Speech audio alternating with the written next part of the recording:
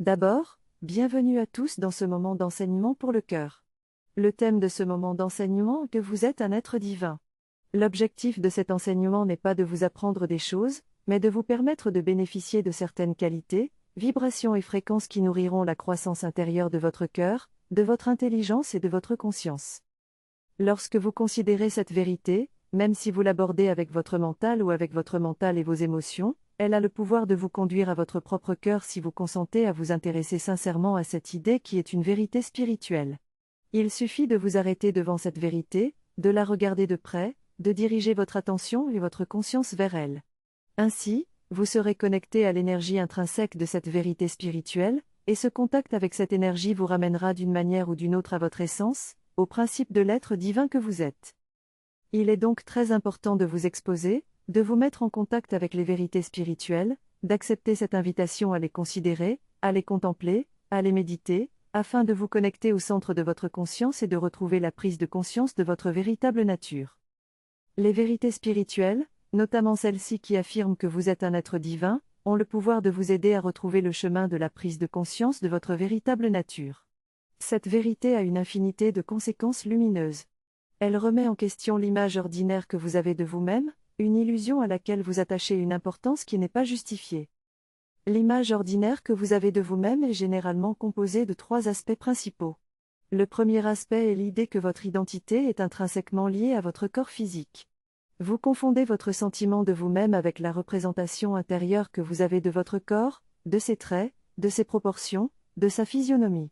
Ainsi, toute altération physique peut donner l'impression de perdre une partie de votre identité. Le deuxième aspect est l'idée que votre identité est intrinsèquement liée à votre vécu, à toutes les expériences, les événements, les relations, les souvenirs et les liens que vous avez avec votre passé. Vous vous identifiez à votre famille, à votre communauté, à vos amis, à vos souvenirs et à votre histoire émotionnelle. Toute remise en question de ces éléments peut donner l'impression de perdre une part de votre identité. Le troisième aspect est l'idée que votre identité est définie par vos connaissances, vos compétences et vos réalisations intellectuelles. Vous vous définissez en fonction de votre travail, de vos études, de vos diplômes et de votre savoir-faire. Cette construction intellectuelle fait également partie de votre identité. Cependant, la vérité spirituelle affirme que vous êtes bien plus qu'une simple image composée de ces éléments. Elle vous invite à dépasser ces illusions et à découvrir votre véritable essence. En acceptant cette vérité, vous pourrez commencer à vous libérer des attaches à ces identités illusoires et à vous reconnecter à votre être divin, à votre véritable nature. Il est essentiel de comprendre que les vérités spirituelles ont un pouvoir intrinsèque. Lorsque vous vous concentrez sur elles, elles peuvent vous toucher, vous transformer et vous aider à évoluer. La seule façon de ne pas changer véritablement est de rester à l'écart de ces vérités et d'éviter de vous y connecter. En conclusion, la vérité spirituelle selon laquelle vous êtes un être divin possède le pouvoir de vous aider à retrouver votre prise de conscience intérieure de votre véritable nature.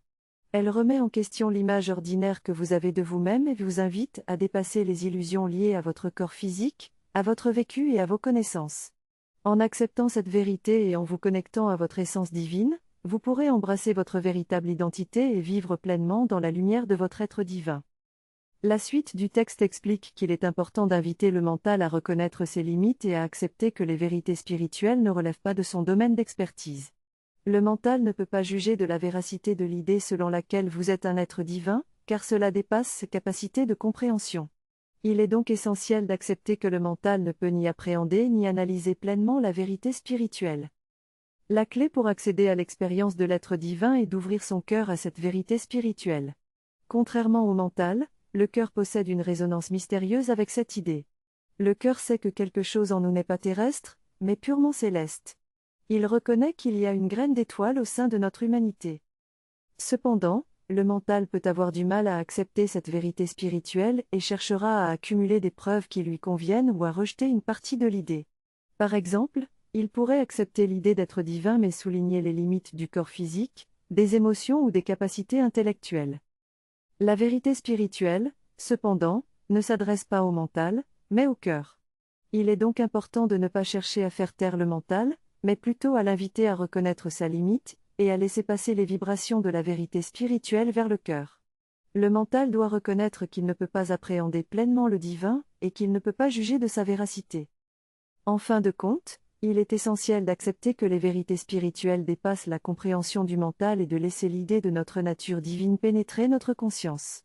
La conscience, qui englobe à la fois le mental et le cœur, est l'espace où cette vérité peut être expérimentée et intégrée. En ouvrant notre conscience à cette vérité, nous pouvons commencer à embrasser notre nature divine et vivre en harmonie avec celle-ci. En résumé, le texte souligne qu'il est essentiel de permettre au cœur d'accueillir les vérités spirituelles et de les contempler, plutôt que de laisser le mental essayer de les comprendre ou de les rejeter. Lorsque le cœur se connecte à la vérité spirituelle, il peut nourrir en nous un sentiment de force intérieure et de vie.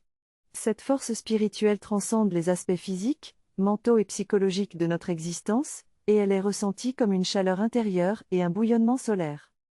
Le contact étroit entre le cœur et les vérités spirituelles nous permet de comprendre que notre véritable vie dépasse les limites de notre existence humaine.